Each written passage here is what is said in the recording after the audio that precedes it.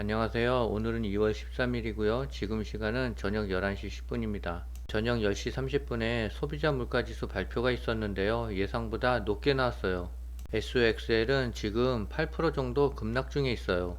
중국은 칼슘 배터리를 개발했다 하고요. 중국 증시로 외국인이 몰려들고 있대요. 구독, 좋아요 부탁드립니다.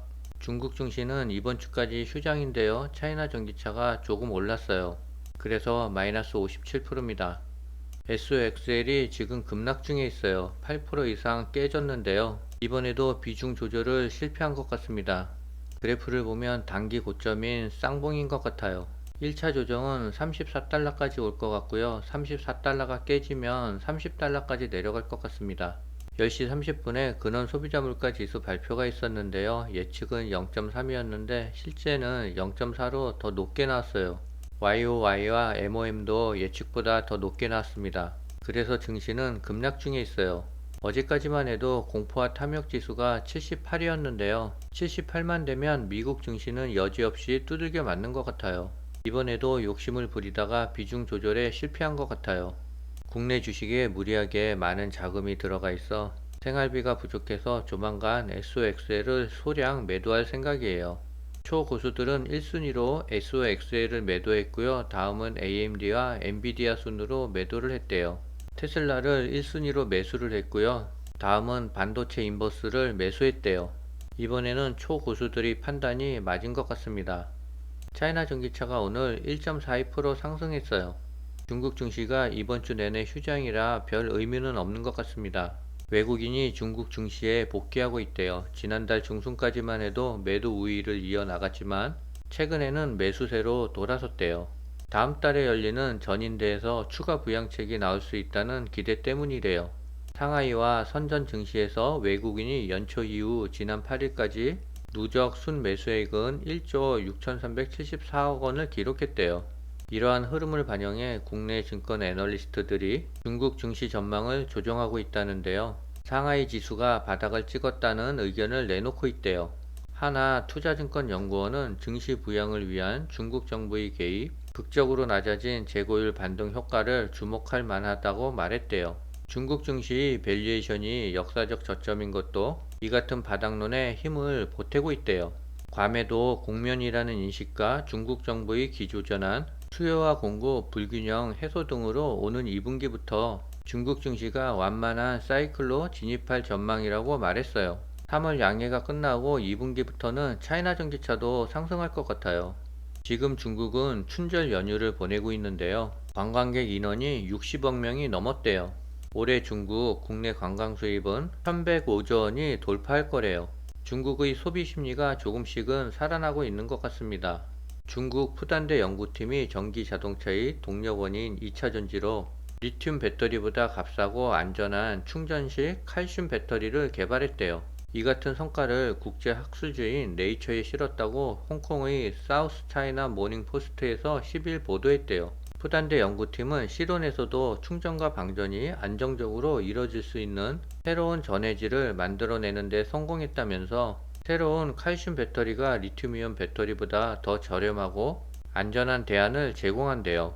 칼슘을 섬유에 적용할 경우 180도로 휘어도 안정적으로 작동되는 섬유 배터리를 만들 수 있어 앞으로 스마트폰이나 웨어러블 기기에 사용할 수 있대요. 현재의 배터리 형태는 원통과 직사각형으로 고정돼 있어요. 그러나 180도 유연성을 가진 섬유 배터리가 개발되면 다양한 산업에 획기적으로 적용될 것 같아요. CATL과 비아디 등이 중국 상위 전기차 배터리 업체와 학계가 참여하는 정부 주도의 전고체 배터리 개발 연합체가 운영된대요.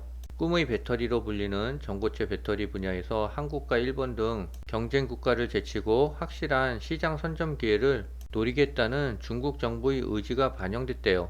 2030년까지 완전한 전고체 배터리 공급망을 구축한다는 게 목표래요. 중국 정부가 적극적으로 나서 전고체 개발에 힘을 쏟는 모습이에요. 우리나라도 범국가 차원에서 민간과 협력해야 될 것 같습니다. 하지만 도요타는 전고체 배터리 관련해 1,300건 이상의 기술 특허를 확보하고 있대요. 반면 중국 업체는 100건도 안 된대요. 도요타가 전고체 배터리 관련 특허에서는 선점을 하고 있습니다. 중국이 전기차에 이어 자율주행 시장에서도 선점하기 위해 속도를 내고 있대요.